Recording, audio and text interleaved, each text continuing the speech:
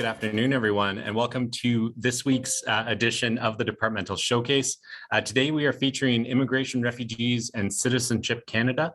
I'd like to first mention that I am joining you from the traditional territory of many nations from the Greater Toronto Area, including the Mississaugas of the Credit, the Anishinaabe, the Chippewa, the Haudenosaunee, and the Wendat peoples. And it's now home to many First Nations, Inuit and Métis people. But today we're featuring Immigration, Refugees, and Citizenship Canada, and we have an exciting session planned.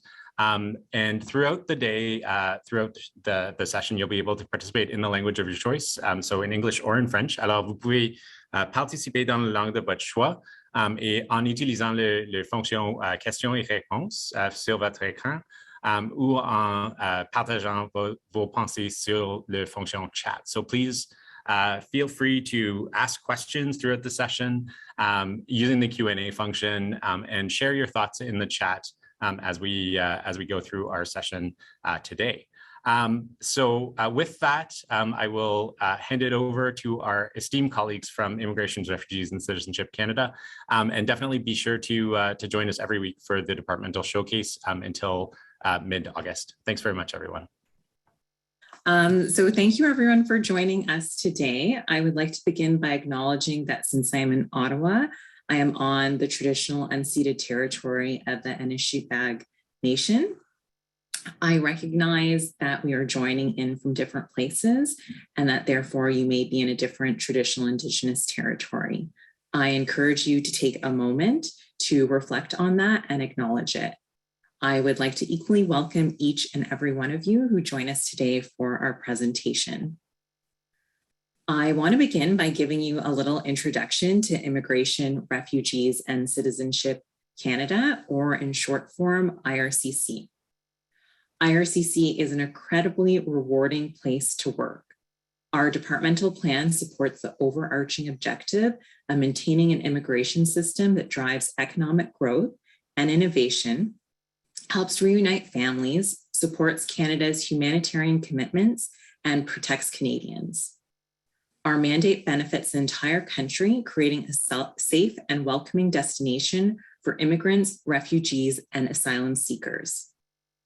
This is your opportunity to make a difference and help build your country by working for the public service.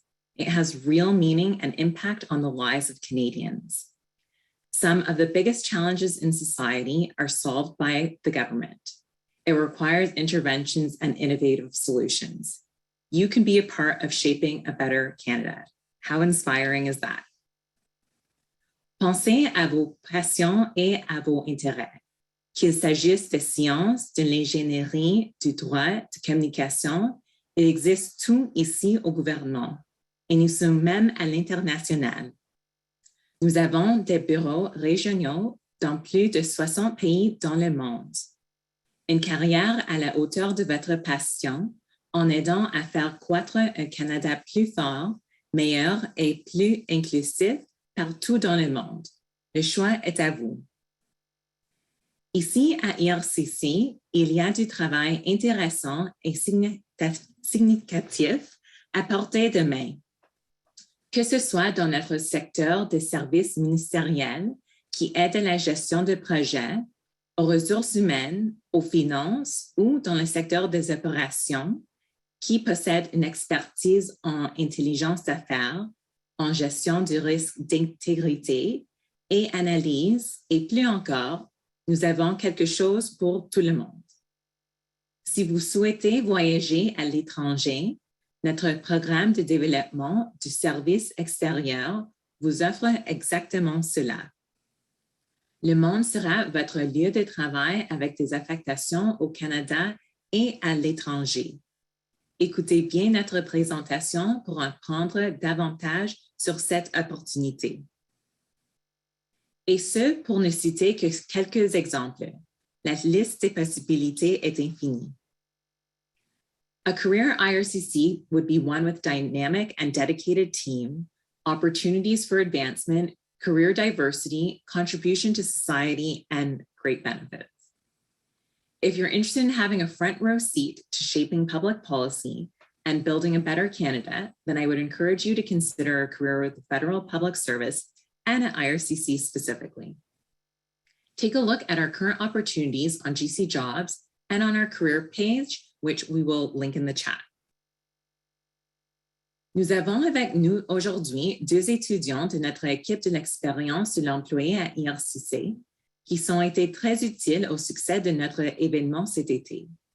Pierre Daher est notre étudiant influenceur gérant la page Student Influencer sur LinkedIn.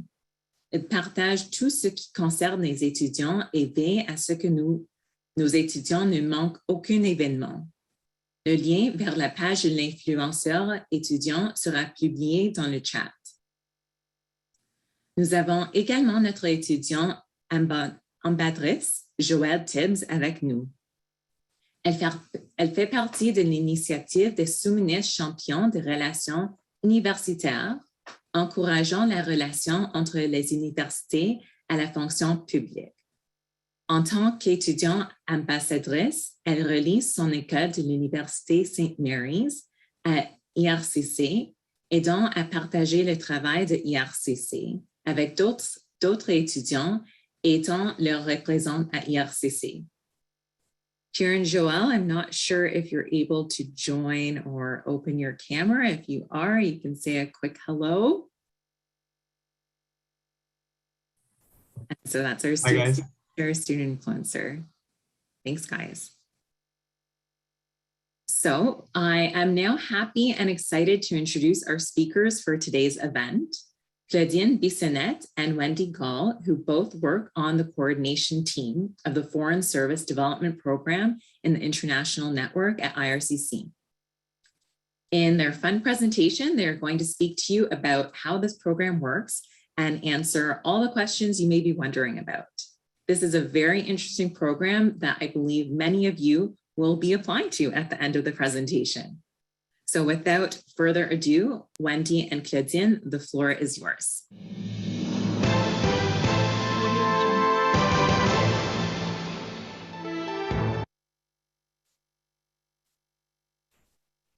Yes. Oh, we're live? Maintenant, vraiment? Bonjour tout le monde. Welcome to the IRCC News Network. My name is Wendy, and I am your host for today. Coming up, we have an exciting program for you. We will be taking a deep dive into the career of a Foreign Service Officer at Immigration, Refugee, and Citizenship Canada. We'll be looking into the entry-level program, the Foreign Service Development Program, known in English as the FSDP, et en français, le PPSA. What is the FSDP, you may ask? What happens in it? How long does it take? And how do you apply? Nous répondrons à ces questions et plus encore avec nos invités d'aujourd'hui. So grab an umbrella because it's pouring out there in Ottawa, and enjoy this show. My first guest today is Claudine, a longtime IRCC Foreign Service Officer and a coordination with the Foreign Service Development Program. Welcome to the show, Claudine, and thank you so much for joining us. Thank you, Wendy, for inviting me today. I'm so happy to be here and talk about the Foreign Service Development Program. Commençons par en apprendre un peu plus sur vous. Quand avez-vous rejoint le programme? Oh, je m'excuse, mes notes ici sont un peu cachées. Maman. Oui, et comment a déroulé votre carrière jusqu'à présent? Thank you for asking. Well, I started in 2003. When I joined myself, when I was successful in the process, I was so happy because it was my dream to join the Foreign Service and to represent Canada overseas. I started in 2003 and I joined the 3-year program after an overseas training assignment in China, in Beijing. I was ready for my first overseas assignment in Nairobi, Kenya. So you see me here, maybe a few weeks after I had started. I had to jump on the plane a few weeks after my arrival in Kenya. And here I was on my first refugee interview trip in Western Tanzania.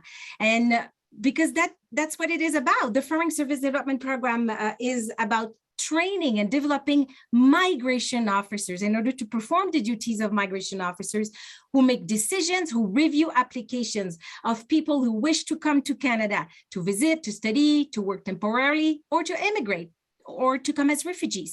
So here I am, 2003, in a refugee camp.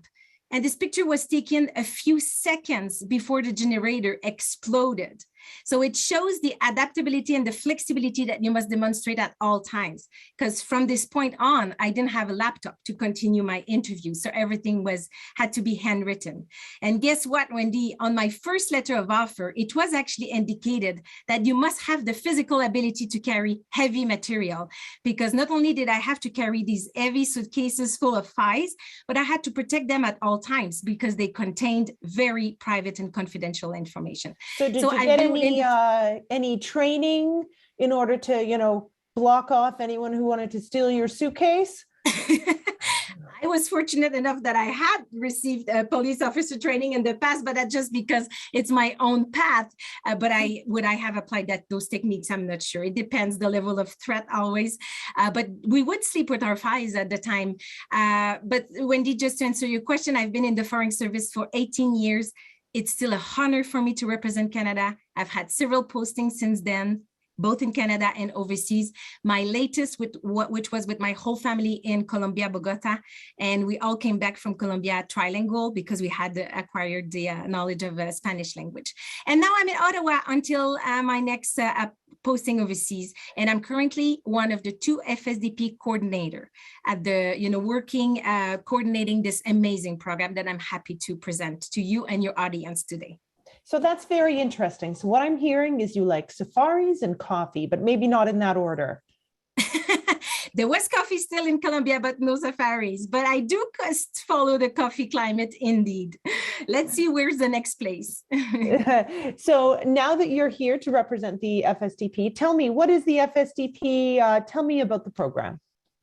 Donc, en français, c'est le programme de perfectionnement du service extérieur et la durée de ce programme est de 36 mois, Wendy. C'est un programme qu'on décrit comme étant à un niveau d'entrée, mais c'est vraiment le niveau d'entrée au service extérieur parce que déjà, les candidats sont exposés à une variété d'expériences de développement et de formation extrêmement enrichissants. C'est un programme, donc, qui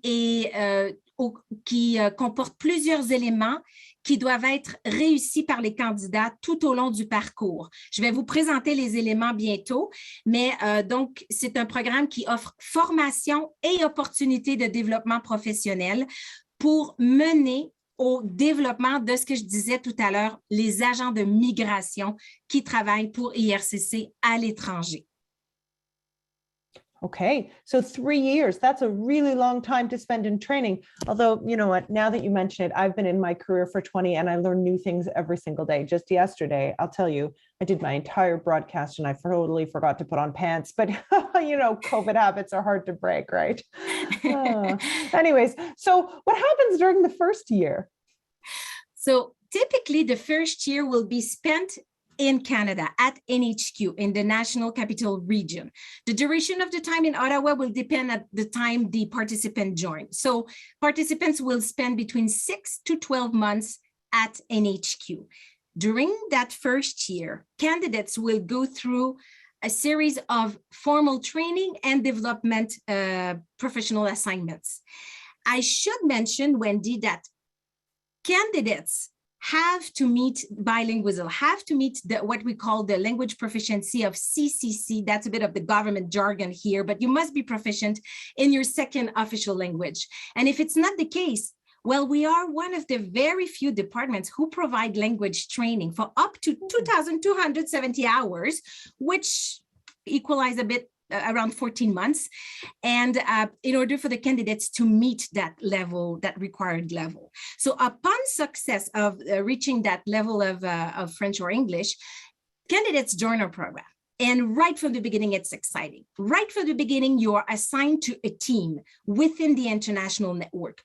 And you'll be performing the work that will allow candidates to become familiar with IRCC, with its mandate, with its operation, and get familiar with the structure. So this time spent at NHU is extremely pertinent. and you also get to work with other foreign service officers as well as other colleagues from IRCC. So that assignment will follow you through your time at NHQ. You also have to complete mandatory training. So there are training that are mandatory because they are prescribed by Treasury Board, others that are prescribed by IRCC, like just for any new employee. And for the foreign service officers, the new ones, we also have like what we call a roadmap. We have specific trainings that need to be completed. So that is continuous because you have to complete your mandatory training before you head out for your first assignment overseas. So those two are continuous. But really, maybe the activity that kicks off everything is probably what we call the IRPA training. IRPA stands for Immigration and Refugee Protection Act. Wendy, this is the piece of legislation that every migration officer must master, know by heart, and understand, and know how to look for the answer when you don't know the answer. So even if you don't have a law degree, that was not my case. I had studied communication, Wendy. So if I was able to learn IRPA, everyone can learn IRPA because we have an amazing team of trainers who make sure that candidates are in the best circumstances for learning IRPA and being successful with it. Because I must mention, Wendy, this training is pass or fail, as just like the program is an up or out program. So there is stress along the way and a lot of milestones that need to be completed. But we accompany, that's my role as the FSDP coordinator, to accompany the candidates throughout every step of the process. And after that training, candidates will apply their theoretical knowledge to the practical aspect of the program, going through a 4-week training at NHQ in one of our processing office, where candidates will learn to apply their knowledge while working in our processing system, which is called Global Case Management System. And then, Wendy, it gets really exciting. We send our Foreign Service Development Program officers on a 6-week overseas assignment. Now, do the officers pay for their flights when they go? Of course, no. This is all expenses covered because this is work related. And it's a test. It's the test for the candidates themselves. Is this for me? Am I comfortable working in a different environment than Canada? Am I comfortable working under stress and pressure? Because the pressures are high overseas, Wendy. But candidates get to spend six weeks at one of our Canadian missions overseas, where they will have a training program and are being accompanied by a mentor, who will be an experienced foreign service officer. OK. Alors, les participants font leur valise, disent au revoir aux parents, larmes, et montent à bord de l'avion. Il est donc difficile de tout laisser derrière soi. Cela vaut-il la peine? Et à quoi ressemble ce temps passé à l'étranger? Ah, quelle bonne question. La vie au sein du service extérieur du Canada est une vie exempte de routine. Les jours se suivent et ne se ressemblent pas. Les années se suivent et ne se ressemblent pas. Donc, oui, c'est difficile de quitter la famille, mais on souhaite qu'ils viennent nous visiter parce qu'avec nous, ils vont pouvoir découvrir les endroits merveilleux où nous vivons. Évidemment, cela a un impact sur la vie personnelle, sur les conjoints et leurs emplois, sur les enfants. Mais évidemment, pour tout agent du service extérieur qui a choisi cette carrière, la première affectation et les autres qui s'en suivent, c'est l'accomplissement de ces années de sacrifices et d'études pour enfin vivre la première affectation à l'étranger. Donc, dans le cas des agents du PPSE, après la première année, les agents vont passer les 2 prochaines années en affectation à l'étranger. Le processus d'affectation est le même pour tous, que ce soit pour les agents du PPSE ou les agents d'expérience. À l'automne, on doit soumettre nos préférences et il y a toutes sortes de considérations qui sont prises en compte, les circonstances personnelles, les questions d'emploi des conjoints, le système scolaire pour les enfants, la situation de santé, les religions, l'orientation sexuelle, le niveau de danger dans les différentes villes. Mais il faut absolument démontrer de la flexibilité, car au final, c'est l'employeur qui a le dernier mot sur l'affectation. L'employé va exprimer des préférences, mais selon les besoins opérationnels, c'est l'employeur qui détermine l'affectation. So, Donc, Claudine, have you ever gone somewhere you absolutely didn't want to go? Yes, Wendy, it happened to me, but that was for one assignment in Canada. Overseas, I was lucky, but I asked every time for hardship levels. And I was lucky, I was fortunate, but I was willing to go anywhere, because that's what, in order to be happy in this career, you have to be happy to go anywhere. And of course, I must reassure our audience that personal considerations are taken into account, but the bulk of our work is in missions where life is pretty different in Canada. If I tell you where the highest pressures are, we're talking about Beijing, New Delhi, Manila, Ankara, Mexico, Nairobi. Of course, we have offices in New York, Paris, London, Rome, but the pressures are not as high and the needs are not as great. So in preparing for this program, my producers spoke to a number of immigration foreign service officers, and one message that I heard over and over again was, even if they were going to places that they didn't think they wanted to go to, once they got there, they usually found them to be really great experiences. Is that what you've found also in your career? C'est tout à fait mon expérience. Comme mes affectations changent à tous les ans ou à tous les 2 ans, même au Canada, les moments dans ma vie professionnelle où j'ai eu le plus de doutes et où je voulais moins aller en quelque part, finalement, se sont avérées les affectations les plus enrichissantes, sincèrement. Et les endroits les plus difficiles sont souvent les plus faciles où vivre pour des expatriés, parce que la communauté d'expatriés est très tissée, serrée et s'accompagne dans l'affectation. Donc, vraiment, et chaque expérience est très personnelle. Quelqu'un peut avoir une expérience difficile à Paris et quelqu'un peut avoir une expérience facile à un autre endroit du monde. Donc, c'est vraiment très personnel. That's very exciting. So I'm considering a career change now because, okay, everyone, let's just be honest, I'm not a very good news anchor. When the 36 months roll around, what happens after that? Back to Canada, I assume? Donc, pas nécessairement, parce qu'en fait, Wendy, il est important de noter qu'un agent du Service extérieur d'Immigration Canada va passer 2/3 de sa carrière à l'étranger. Donc, les besoins sont davantage à l'étranger. Après une première affectation, dans la majorité des cas, les agents vont continuer vers une autre affectation à l'étranger au niveau FS2, parce que au sein du programme, les candidats sont au niveau FS1, Foreign Service 1. Donc, les 36 mois, au cours des 36 mois, les candidats sont sujets à rencontrer plusieurs exigences. On a déjà parlé de la formation théorique, la formation pratique. Les candidats doivent aussi avoir reçu des évaluations satisfaisantes. Donc, non seulement les candidats sont sujets aux évaluations de rendement qui sont prévues pour tous les fonctionnaires du gouvernement canadien, mais en plus, au sein du programme, les candidats sont évalués à leur date anniversaire après 12 mois, 24 mois et 36 mois. Donc, ça fait beaucoup d'évaluations. Et ils doivent donc avoir un rendement satisfaisant. En plus, pour réussir et être promus, les candidats doivent maintenir la cote de sécurité top secret, maintenir la compétence dans la 2e langue officielle au niveau CCC et donc avoir rencontré toutes les exigences du programme. Et après 36 mois, c'est la promotion au niveau FS2 et les agents ne sont donc plus sujets à évaluation. Ils sont sujets à évaluation, mais ne sont plus, disons, sous le stress de devoir réussir le programme. Mais après, évidemment, c'est autre chose. Il faut continuer à satisfaire les exigences du travail, dont être permutant. Yeah, you have to maintain your rotationality, Wendy. That's one of the conditions of employment. You have to remain rotational throughout your whole career as foreign service officer.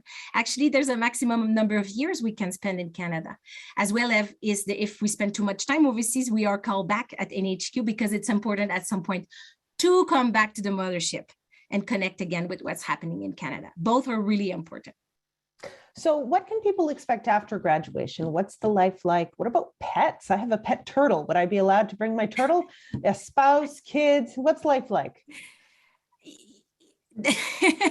You caught me off guard here with your turtle, but I don't know the requirements. You would have to check the requirements for importing a pet turtle into the next country where you would like to be assigned, Wendy.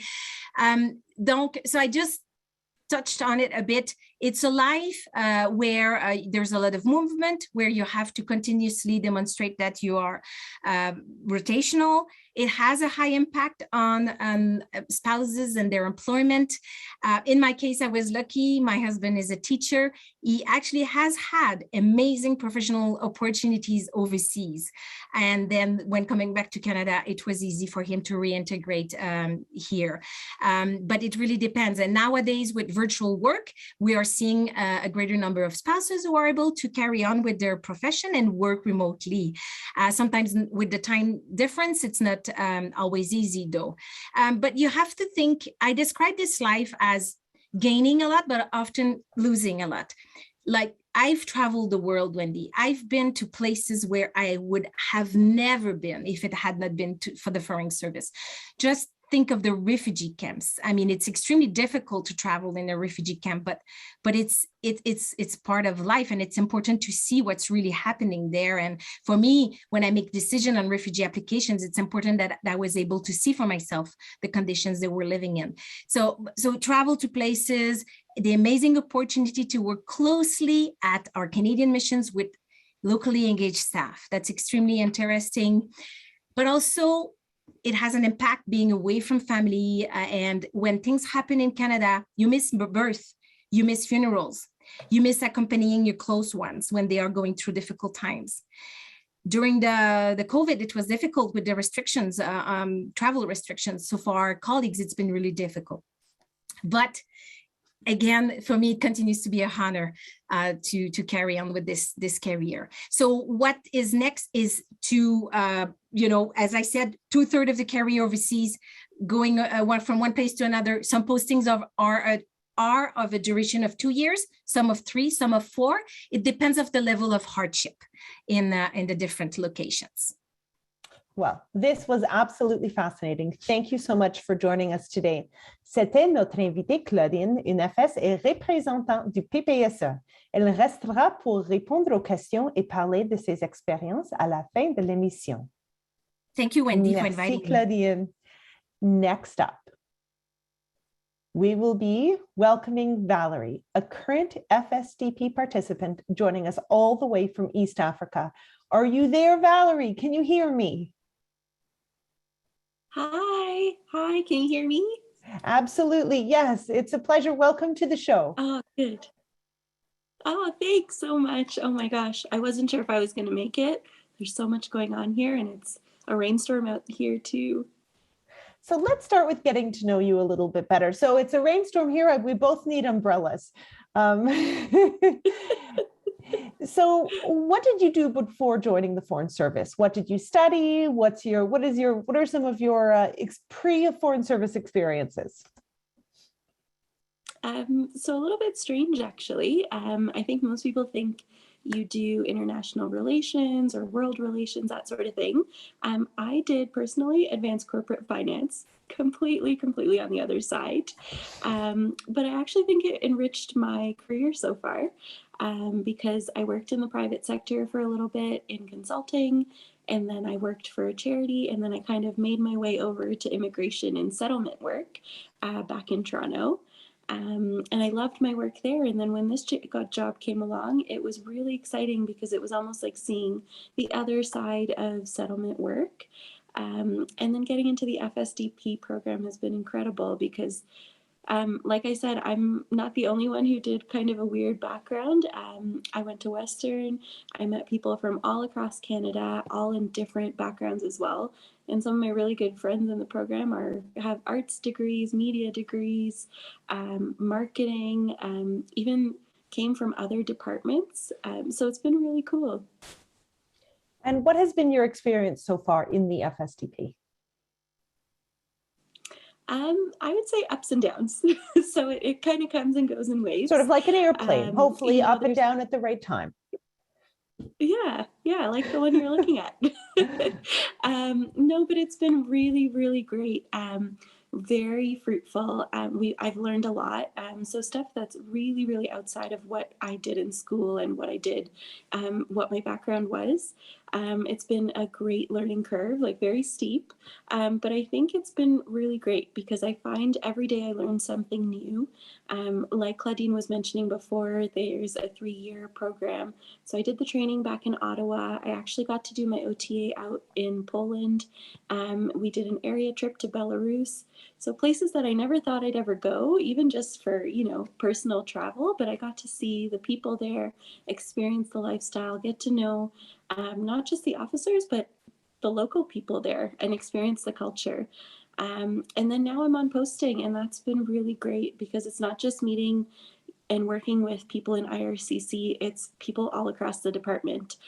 So it's been really great. Like we work with people from RCMP, CBSA, our FPDS colleagues who do political side. And so we're constantly learning from each other, and that's been really cool too. Because I don't know what I want to do next with my FSDP career, but it's nice to have a broad range of learning everything. And the one thing I have to say that's been incredible is getting to learn all the lines of business. So by the end of my FSDP, hopefully I have a better understanding of what I want to do. Can you tell us about something exciting that's happened so far in your experience? Yeah, I actually shared the picture right there because 3 weeks ago, we went to Dadaab camp in northern Kenya. It at one point was the biggest refugee camp in the world. And as a Canadian mission, we haven't been there in the last 10 years just because of security issues, where it's located. It's really near the Somali border. And to me, that was really exciting. Not because of the security issues, obviously, but just exciting in meeting the people on the ground. We got to meet the refugees there and do interviews, but also meet the people like our colleagues in IOM and UNHCR who are doing all this work and that we work really closely with. And then getting to meet the people that eventually, maybe one day I'll see in Canada, hearing their stories. And some of them are really heartbreaking of how long they've waited in the camp, what they went through, but really exciting to have that experience and go with really great people.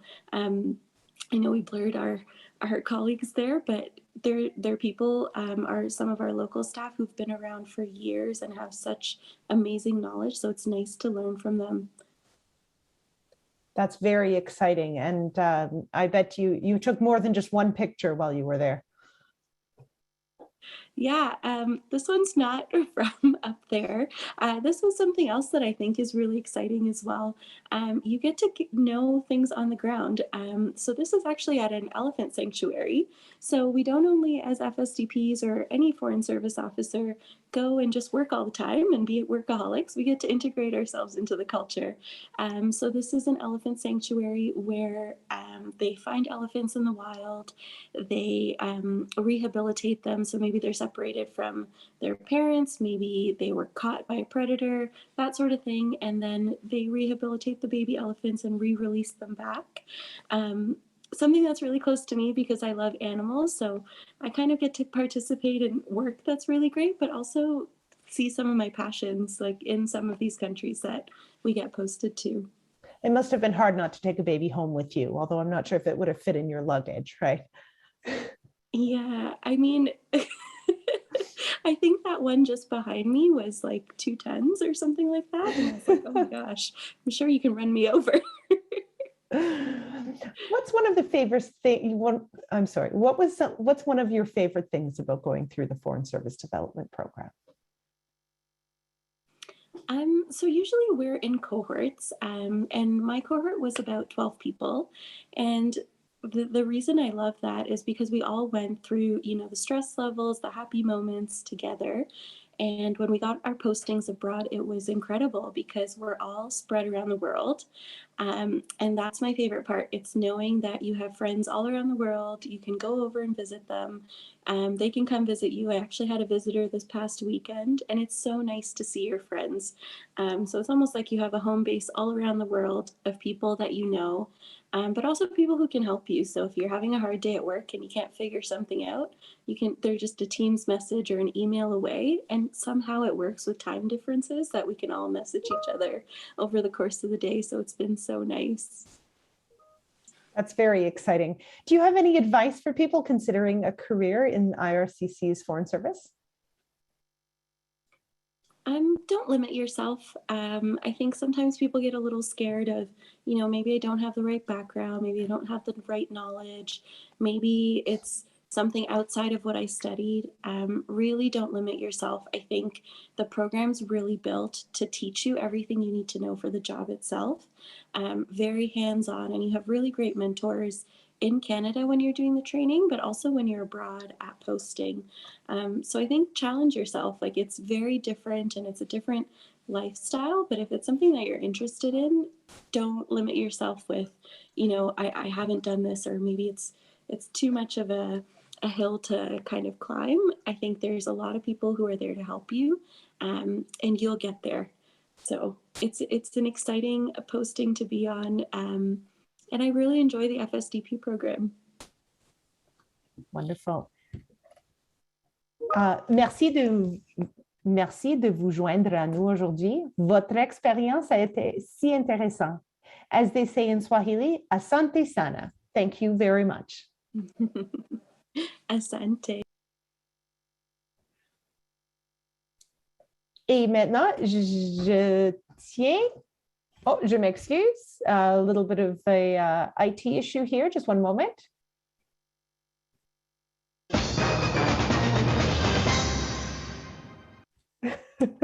I'm sorry, I was supposed to wait for that music to play before I started talking. Again, not a very good newscaster. All right. Je tiens à souhaiter la bienvenue à Claudine. Elle est aussi une experte dans le processus de recrutement pour l'entrée dans le PPSE. Comment allez-vous aujourd'hui encore, Claudine? Je vais encore très bien. C'était un vrai plaisir pour moi d'entendre Valérie parler de son expérience parce que l'équipe et moi, on l'accompagne depuis 2 ans et on l'a vu traverser les différentes étapes. Alors, c'est merveilleux de la voir maintenant à l'étranger et vraiment mordre dans la vie et tous les aspects de son affectation. Donc, c'est très, très, très réjouissant pour moi. So we don't have very much time left. Can we very, very quickly, we have only 15 minutes left in the show, and I wanted to save time for some listener questions. So could we very quickly take people through the recruitment process for the Foreign Service Development Program? Can people apply? How do they apply? What should they do? What degree do they need? Let's hear it. Not only can they apply, but it's the time to do so. Wendy, we have a process currently open until December 31st. Here's the link. This presentation will be shared on the websites that will be shared with you, with the audience. But by clicking this link, you'll find how you can submit your application. And so I'm going to go through the 10 steps of this process. So after your application will be reviewed and see if candidates meet essential qualifications, and candidates will be informed of the outcome by way of email. After that, next slide, there is going to be a written exam. That is a 3-hour written exam, and the competencies are indicated in the process, in the invitation. Following that exam, if candidates that are successful will be subject to an individual interview and then a group exercise interview. The individual one is about an hour and the group one is about 2-3 hours. Again, the competencies that are assessed will be specified in the invitation. Donc, pour les candidats qui traversent toutes ces étapes, il y aura la vérification des références qui seront contactées. Ensuite, il faut s'assurer que les candidats ont la cote.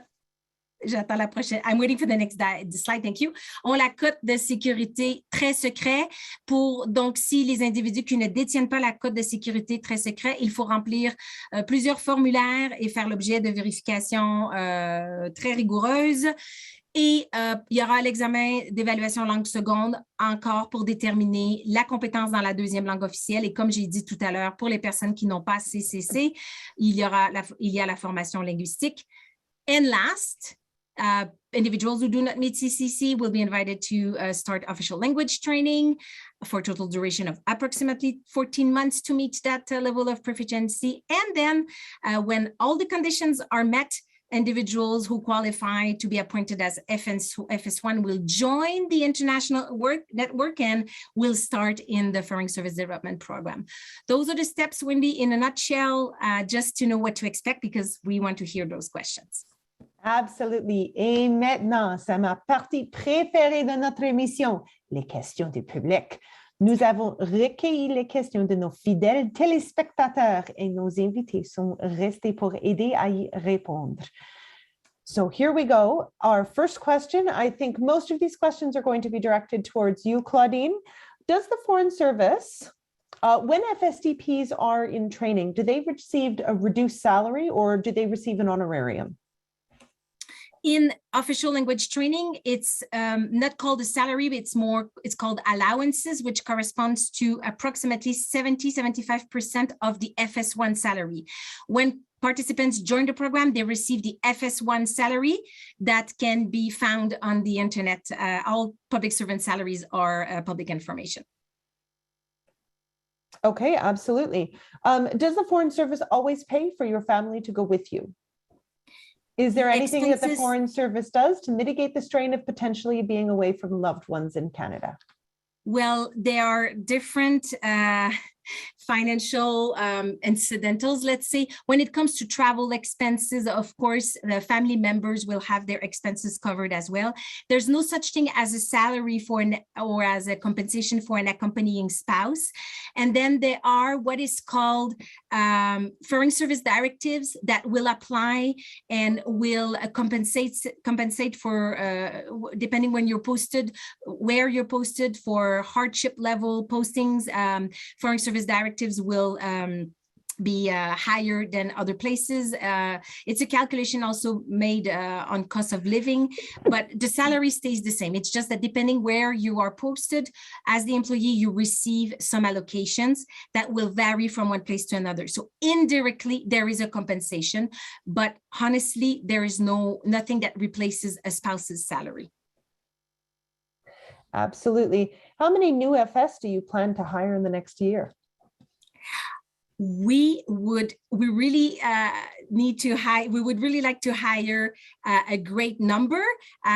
We're hoping we can hire something close to 75 FSDP officers in the coming year. So there's lots of openings. So it's really the time to apply. Really it is. Are you able to share what sort of skills, experience, languages you seek for FSDP positions, as well as the type of positions available through this initiative? So we're more talking about competencies than knowledge. Knowledge is acquired during the program. We're not looking at individuals who master that knowledge already. We're looking at competencies.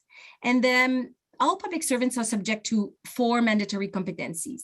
We're talking about respect and integrity. Help me here, Wendy, if I forget some. We're talking about working with others, thinking adaptability and flexibility.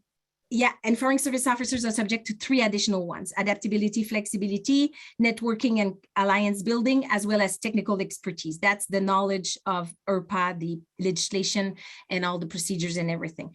So for the competencies, judgment, thinking things through, working with others, integrity, values and ethics, it's extremely important. Then when it comes to languages, we talked about official languages already. When it comes to foreign languages, some what we call for integration purposes languages provided, but when we work overseas for the integrity of the program, we work with interpreters when it comes to interviewing in a third language.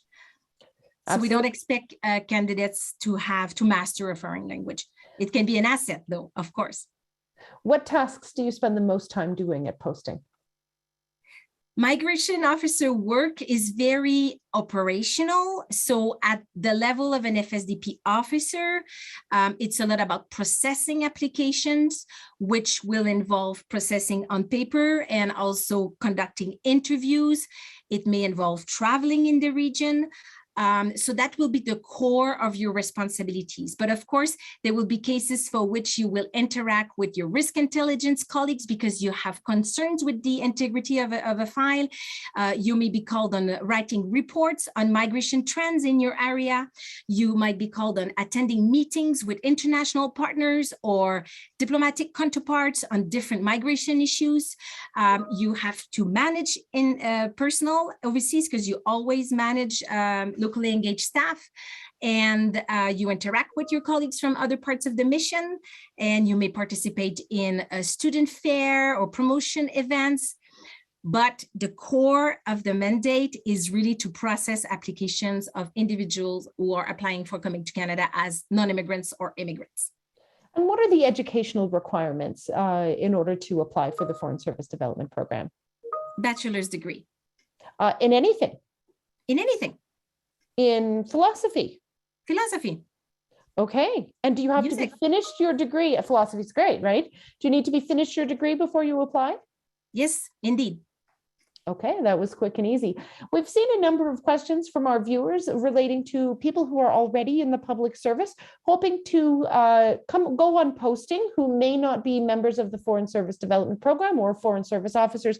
Can people within the public service just go on posting? No.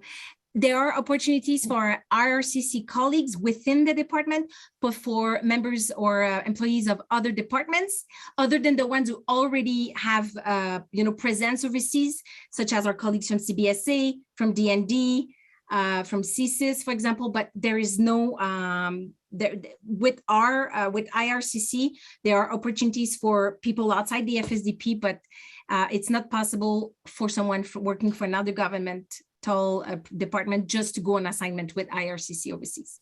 Okay, so what is the pass rate for people participating in this 36-month program? How many people graduate at the end of the 36 months, or what percentage of people graduate at the end of the 36 months? It's really high. I actually don't have a precise figure, but there's a few unfortunate instances of individuals who do not meet for a variety of reasons. But our success, I must say, I don't have. Do you have, Wendy? The research we did showed that the number was exceptionally low. That the program in particular aims to recruit capable individuals who will then learn the technical expertise in order to be able to be successful, and they really work with individuals in order to ensure their success. So the percentage, while we don't have an exact percentage, as I understand, it's exceptionally low. It's very low. Yeah. I think that's bringing us close to the end of our time for today's program. Thank you so much for joining us today, to all of our viewers. Don't forget that you can find the application for IRCC's FSDP on jobs.gc.ca, and that the application deadline is the end of this calendar year. So keep that December deadline in mind. The program will continue to take polls from the inventory. So if you apply, you haven't missed your opportunity. Claudine, Valerie, thank you so much for your time and energy today.